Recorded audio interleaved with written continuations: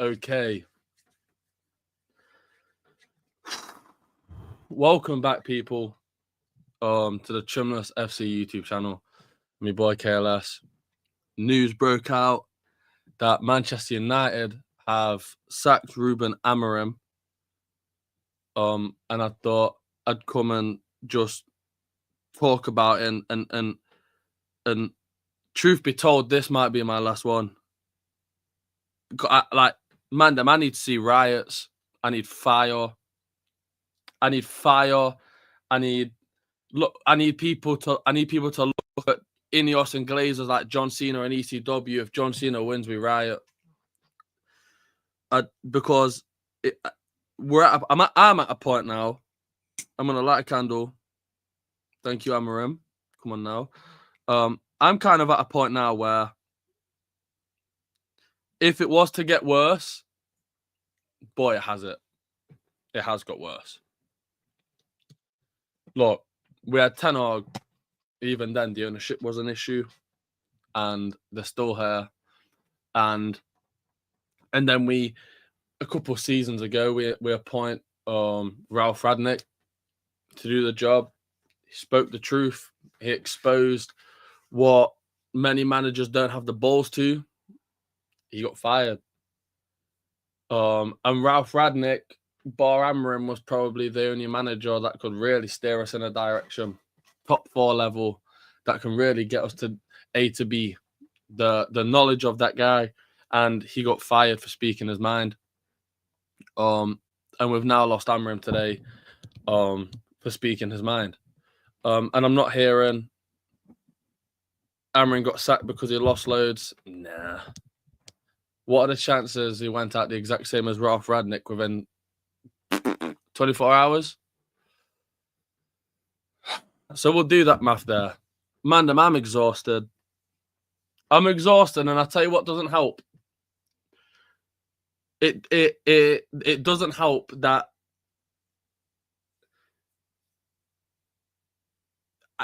sacking Amorim reverses everything these Amorim outers wanted. So then now we sack. Now what? Now what? Now what? I've got a couple of. I've had to write down on my phone just little points to come up with, because man, this is like depression. This is really this is bad. Like, this is really bad. So we've done the intro. Obviously, man, please make sure to leave a like and subscribe. Trimless should be back on Tuesday for the Project Prem, which is every Tuesday at 9 p.m. 10 p.m. sometimes on Champions League days. Of course, a lot of them Arsenal fans, so we have to let them watch their game still. Sometimes I'm the host, sometimes I'm not. But when I'm the host, grab like a couple of bags of popcorn still. We go long. Pause. So we got my opinion. I think this is the worst decision you could have possibly made. I think my friend Jory said it the best himself. It's absolutely pointless sacking a manager halfway through the season. And let me dive into that, of what I mean by this. So it's a case of we've now sacked a manager when we're looking good for Europa League.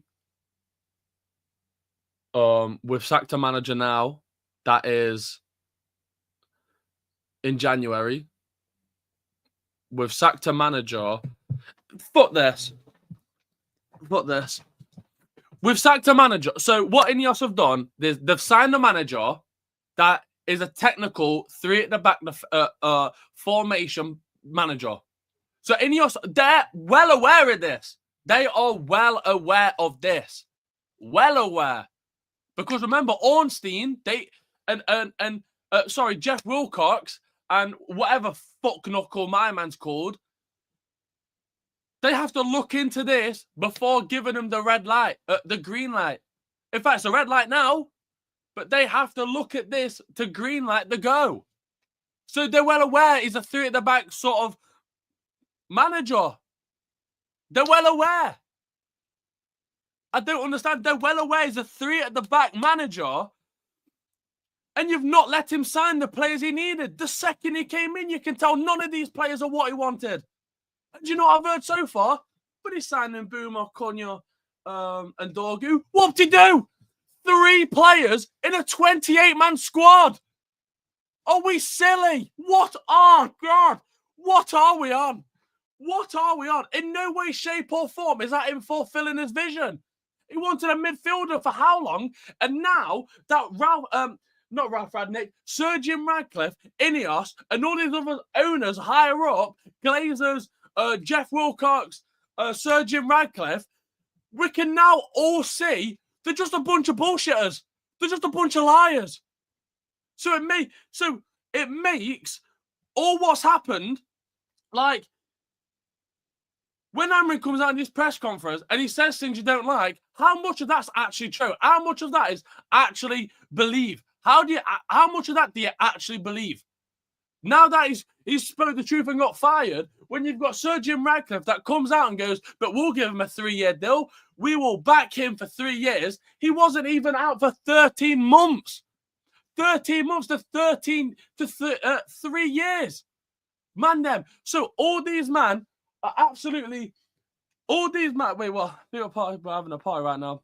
Fuck you. Have your party. Enjoy your Henny. What I can't seem to understand is now why there's no riots outside Old Trafford for Jim Radcliffe, the Glazers, Ineos, Jeff Wilcox, David Ornstein. No, I don't. I think whatever his name is. What I don't understand, I just don't understand why we're not rioting. And what amazes me is all these people that have been saying Amorim out, you've deflected your whole point and made it a bigger problem because the people that want to say, oh, by the way, we want Amorim out because we're not winning much. He's not signing the players we need, and all this blah blah blah. What you've done is you've said Amorim out, and you've gone backwards because now we've got Darren Fletcher as a manager. That even like my bro Fonz, like even he says it. He said it last week. The youngsters are running around like headless chickens. Jack Fletcher, whatever the other Fletcher is, Matt Ota, whatever his name is. Diego Leon, he's been here for how long? Apparently he's not developed yet. And all these other players that Amorim have grilled and said they're not doing that well. Who do you think's in charge of them all? It's Darren Fletcher. And now you're appointing him as United manager. And it's brilliant. So if you want points, you can wave that out the window straight away. So you've already deflected in that way. And now the whole time of Amorim being the manager from a fresh season starting last summer is we need a midfielder. We need this. We need to buy this sort of player. We need this sort of player. We're now not going to buy anyone now because we're going to spend the whole January finding a new manager and no players. So then you've deflected there again.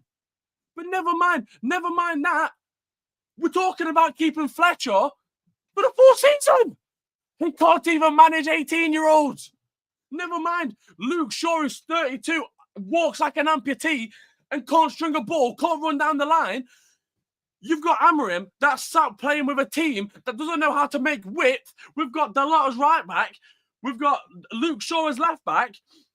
And there's no width. You've sacked him in a time period. We don't have Brian and Mbeumo, Amad Diallo, Matthias de Ligt, Menu, Fernandez. You've took all 5 of his best players out of the team and you sack him, and it's like punishment. I don't understand. He's lost them all. It's not my fault. It's not Amorim's fault. Mbeumo's mother spaffed on his dad in Cameroon. It's not his fault. Amad Diallo's dad spaffed on Diallo's mum in fucking Ivory Coast. It's not their fault. It's not his fault that the Ligt got injured. It's not his fault that Fernandez get injured. It's not his fault that when Menu actually comes on, he doesn't do anything. It's not his fault. I don't understand. And like I've just said, man, them, these Amorim outers, you've deflected, and what you're arguing for, you've actively made it worse. I don't understand. If anyone actually thinks that Darren Fletcher's going to come in and he's going to steady the ship, no, he won't. He couldn't, honestly, he couldn't manage his own career mode on FIFA. So all that's out the window. I'm not going to be happy if we've not got European football. We're not going to get it now. We was on track. We could have gone 4th. Let's say we go to Burnley and we beat Burnley. We could have been 4th because our Arsenal, Yeah, Arsenal, Liverpool don't play till Thursday, so we could have been fourth. Chelsea's out of a manager, so they're going to be all kicked up and trying to figure out a new tactic. We've then got Man City, who's, again, declining. They've drew how many in a row? We've then got, who else? Like Aston Villa. Like, bro, wait till they play a Liverpool again, or wait till they play a City again. Like, they'll eventually drop points. It's not impossible. But remember, we only need, what is it, 6th or 5th to get European football. We're on track for that, and that we've got rid of him for Darren Fletcher. And do you know what is mad? What are the chances we're going to go into a next game and he starts both of his sons? Imagine that. In what world? Because Fernandes ain't back. And I doubt he rates Ugarte that much. So Fletcher will be starting. So you've dug yourself a better goal. Here we are. Let me go into one of my points as well. Let me get into one of these. Here we are. Here we are. We need a midfielder. Again, we're not going to sign one because historically, in the January or any transfer window, we are shit. We are shit. And by the way, I will just throw it out there. In 2 seasons, we've spent 30 million releasing managers. 30 million. But apparently we don't have any money to spend on players. How does that make sense? How does that work? We can't sign. We could have signed Conor Gallagher for 25 million. We could have signed Ruben Neves for 18 million. Instead of you want to get rid of them, just to sack Amorim. So now we've got no money. So now we literally have no money. So now what? So now what? It's not like we're going to find a way. And do you know what else is worse? What is absolutely worse is now we've got Darren Fletcher to the end of the season that can't manage the under-16s, never mind the under-18s football team where these are young, athletic man them. He can't even manage them. We've got him to the end of the season. We're not going to get European football because what does he know about managerial in that sort of aspect? Never mind being that far up a table. What does then he know about coaching a team that sometimes plays like they don't give a toss? We've got Luke Shaw as our best left back. So then what? He's still going to play Luke Shaw. He's still going to play the lot because we can't even play Mazraoui because he's in Morocco fighting against fucking Hakimi. So then what? We've still got the same defense. We've still got the same keeper, the same midfield, same wingers, same attack, same cams. And sacking Amorim's going to change. What? Sacking Amorim won't change anything. Like I've said previous times, we've got the same team. And you can't tell me the team's not the issue. Luke Shaw at left back as our best left back. This is a team historically well for left backs. Dennis Irwin, Patrice Evra. I mean, you could even have to push, say, Ashley Young for a single season. Historically good for left backs. Luke Shaw's our best left back. And we've seen him against Leeds. He can't push forward, and he's not even great at defending. The exact same as Diego Dalot. Can't push forward.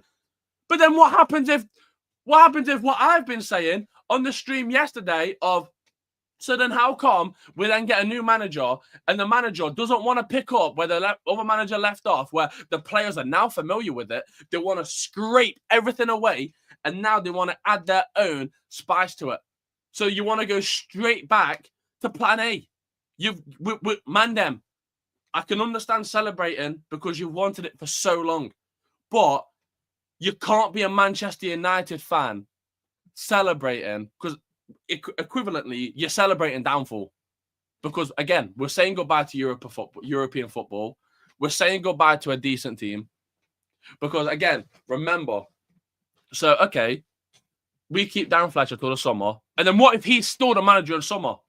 Who the fuck do you think he's going to sign? John McGinn? Do you know what I mean? Is he going to get the Stephen Fletcher out of retirement and whack him up front? What does he know about transfers? What does you know about this? It's all reversed. And I tell you what, and I written this down because I think this is absolutely bloody perfect. Boom. If words come out, a couple of managers might come in. Oliver Glasner to be the favourite to be the next manager for Manchester United.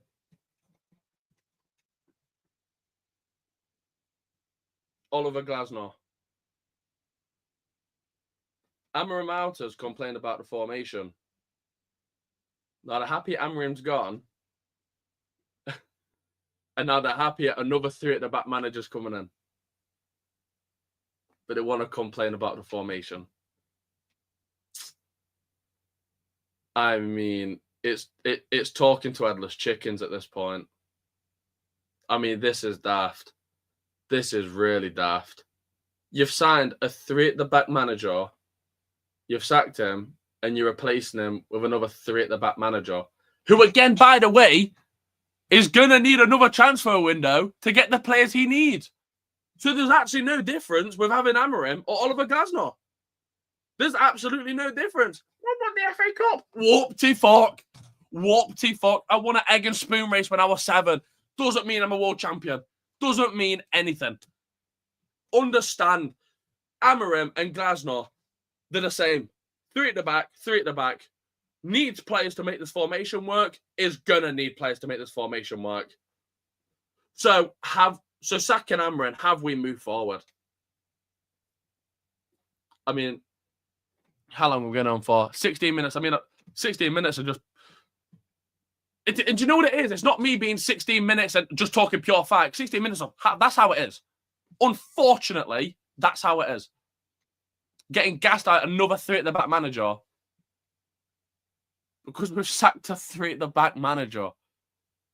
And what is phenomenal, if I asked Amorim Outers, how do you feel about that? There's not a proper response I'd get. It'd be, yeah, man, just look. And it'll always go back to, but Amorim's win record isn't good. We've not given him the players. We've not even given him half the players. Or we've not even, as a team, we've not even given him half of what he needs. And you're so morally surprised that he can't pick up wins. Again, you've sacked him in a time period where he's lost all his best players to injury or AFCON. You've now got players that, like Garnacho, for example, if that dude doesn't, I can't even say that, but if that guy doesn't seek out and get a better job, because, look, he left Man United, but, well, we sold him because he's shit. He's now on the bench for Chelsea, and he's still liking Amorim getting sacked. You're shit. We sold you because you're shit. You're at Chelsea, and you're shit. That's why you're on the bench, because you're shit. Like Garnacho is no better than these Amorim Outers, because, again, like I'll say, and I will keep saying, we're now in a time period of you've sacked a manager, you want to bring a manager in that plays the exact same style, and then my only question is how long before you're going to start saying Glasner out or Xavi out? Because the thing with these Amorim Outers is they want the best for the Man United, apparently, but they don't actually know the damage they're causing. So now Amorim's gone. Now what? We've got Darren fucking Fletcher. Darren Fletcher. He couldn't handle a toddler. Darren Fletcher as manager. And you know what? Do you know what's kind of fucked as well? Because it's all opinionated, they're not deep in it. Like it's fucked. Again, and I've said this numerous times. KLS, you're Amorim. Why? Because it's not Amorim, it's the owners. Again, we've not given him what he needed. You can't bollock him for not go. It's like sending someone out to go get a cake at Morrison's. They don't have any cake at Morrison's. They've come back empty-handed, and you're bollocking them for it. It's just not biblical. It's not right. And truth be told, I would have happily have sat with the rest of the Man United mandem that I think me, Reece, and Jore, obviously we're all on the same page. It's absolutely foolish. And again, like RB said, we've sacked a manager mid-season, and you want European football. I mean, get a job. Seek employment. Like, it's absolutely Barack. It's Brassic. It's bollocks. It's foolish. Absolutely foolish. But yeah, back to what I was saying. Look, we've got. Let's have two worlds. Let's say one manager's been sacked. Blah blah blah blah blah. Manager's been sacked because he exposed the club. Amran out as a sat celebrating like they've sacked him for what they want him to be sacked for, and so that goes to show how morally wrong they are, realistically. And it sucks because some of my friends are Amran outers, like Fonz, like Omizi, like Ron, like, and it sucks they're Amran out. And what pains to see is it sucks so much that they won't understand, or they're too ignorant to understand, or they're too man of their own word to understand that now you've got what you're wanted and we are in a shit heap. We are absolutely in the shit heap. And what's going to happen now, thanks to Ineos, thanks to the Glazers, because we're gonna let this keep happening. We are gonna let this keep happening, no matter the fact of we're gonna go for new managers now, especially after Radnick and especially after Ruben. We're now gonna go for managers that absolutely kiss the arse of Ineos, Glazers, and Sir Jim Radcliffe. And what type of manager is that? So, look, Mandem, I'm absolutely distraught. I felt out of love for the sport. I fell out of love with humanity. I can respect the people that wanted Amran out, and I can see why they wanted him out, because obviously I feel like people that sit and say Amran out, they're people that just watch games. Like, they don't watch news. They don't. None of that buffoonery. So I do understand why they'd want him out. What fails to me to understand is I don't believe they think they're the issue. So then when the new manager comes in and he's been given 2 months and he's lost against Liverpool City but beat Burnley, 2, 3, 4 months, let's say we get Glasner, it'll be Glasner out, then we've got to sit and hear all that again. Exactly like Arsenal every start of the season, we're winning the league, blah, blah, blah, blah, blah. I don't think this is a good start. I mean, we've walked into 2026, we've sacked a manager. The issue is the midfield. And because we're bad in the transfer window, never mind signing a midfielder, never mind signing defenders, a backup striker, more 10s, maybe a left mid that can actually track forward and track back. Grimaldo, for example. No matter, we've got a right back that's not a right back. That's not a right midfielder, not a right winger, not a left back, left mid, left wing. We've got a player at right back that struggles to play football. And I think that's a bigger concern than drawing a game. Because who actually is drawing this game? The players that are actually playing on the pitch. And that Amrin's gone. We can't replace him now because we're going to spend the rest of the January looking for a new manager. So we are in an absolute shit heap. And when we then lose European football and players don't want to join us no more because we're just a joke of a team, and obviously no manager can talk up against Ineos, otherwise he gets sacked. They're not going to respect the manager. And maybe that's why the players sometimes play shit, because they don't respect the manager. How can I respect someone that ball licks up there? So maybe that's the issue. But I want to make this extremely clear. When we downfall, when we decline, and when we don't sign anyone in January, and when we lose European football, and when we don't make top 6, and when we go back down to 10th, these Amram outers, it is your fault. It is all your fault. I've been your boy KLS. That's all I've got to say. I'm absolutely fuming. This club's chaos. It's an absolute joke. Yeah, you might see me on the Prem. You might not. I've lost. Mandem, I've lost all hope. I don't see the point. But other than that, thank you all for tuning in. Project Prem every Tuesday, 9 p.m. We should be live. Trimless' PC is pretty mashed up at the moment, so it's kind of pray and hope. We hope he comes back, but what can you do when something's mashed up like blah blah? So yeah, I've been your boy, KLS. I don't know when you'll next see me. But yeah, thank you all for tuning in.